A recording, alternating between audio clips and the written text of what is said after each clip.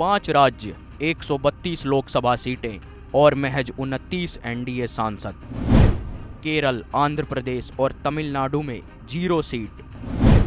2019 में विफल रहा था भाजपा का दक्षिण भारत अभियान। 2024 में क्या होगा बीजेपी का दक्षिण को लेकर प्लान?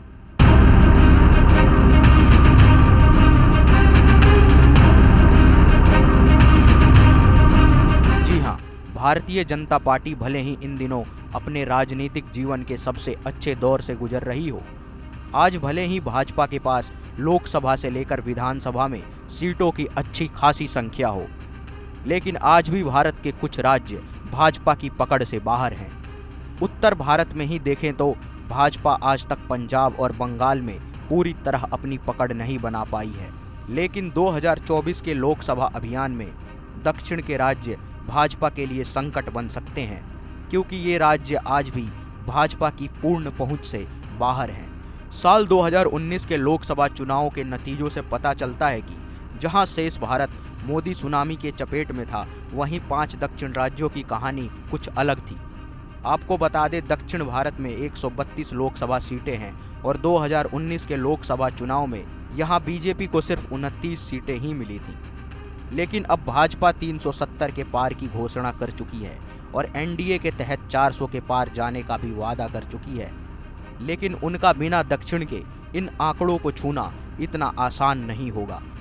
तो क्या रहेगा इस बार बीजेपी का दक्षिण को लेकर प्लान?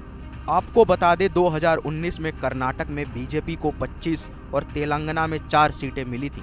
वहीं तमिलनाडु, आंध्र प्रदेश, केरल, पुडुचेरी में पार्टी का खाता तक नहीं खुला था। पिछले आम चुनाव में भाजपा का निजी स्कोर 303 रहा था। 370 के आंकड़े को हासिल करने के लिए पार्टी के लिए दक्षिण भारत के 5 राज्यों और 3 केंद्र शासित प्रदेशों में लंबी छलांग लगानी होगी।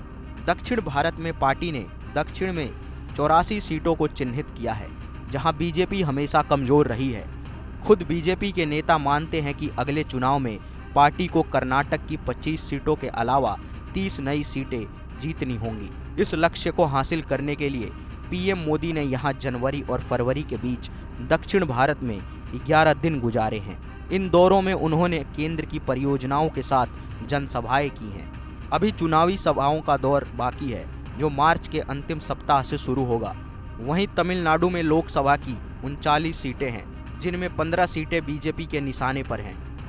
बीजेपी को उम्मीद है कि पीएम मोदी की रैली और के अन्नामलाई की यात्रा के बाद इनमें से 7 सीटों शिवगंगा, रामनाथपुरम, थेनी, मदुरै, विधुनगर, थुडुकुडी और कन्याकुमारी पर पार्टी का परचम बुलंद हो सकता है।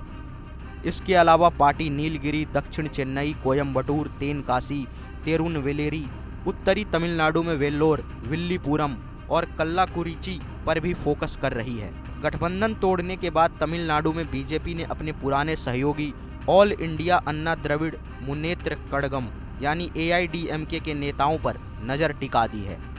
पीएम नरेंद्र मोदी ने अपने तिरुपुर यात्रा में AIDMK नेता जयललिता और MG रामचंद्रन को अतुलनीय नेता बताकर इस ओर इशारा भी कर दिया है।